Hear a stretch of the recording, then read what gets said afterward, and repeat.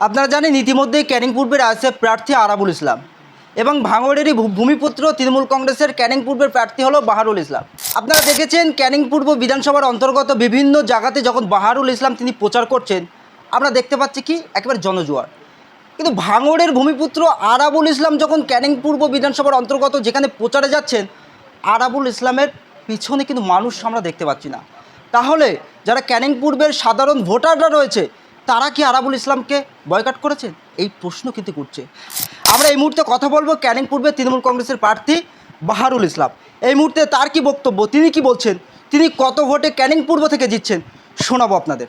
আমি জানতাম যে ওখানে একটা শক্তিশালী ঘাঁটি তৃণমূল কংগ্রেসের, শওকত মোল্লার গড় বলে পরিচিত, যেটা মমতা বন্দ্যোপাধ্যায় এবং অভিষেক বন্দ্যোপাধ্যায়ের তৃণমূল কংগ্রেস।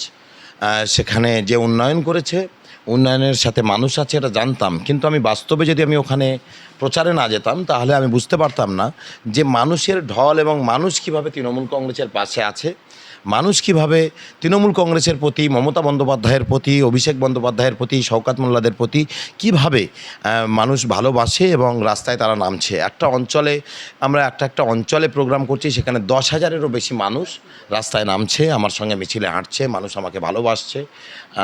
এটাই আমি অভিভূত।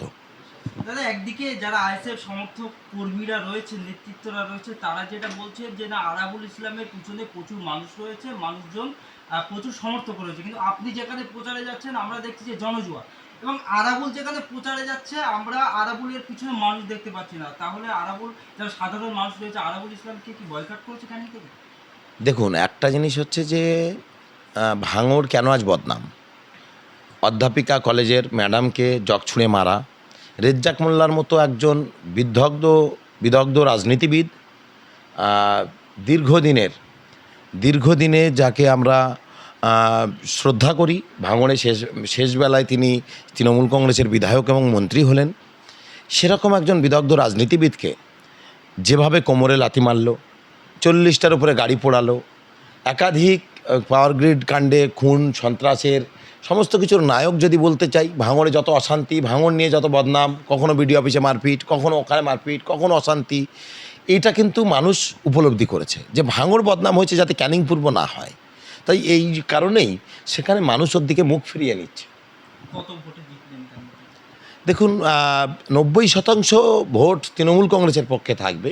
এবার যেহেতু এসআইআর যেভাবে ভয়ঙ্করভাবে মানুষের ভোটাধিকার কাড়ল, যেভাবে একটা বুথে 200-300 করে, লাস্ট ডেট অব দি মানে ভোটার সংখ্যা কত দাঁড়াবে তার উপর বলতে পারবো। তবে 90% ভোট তৃণমূল কংগ্রেসের পক্ষে থাকবে।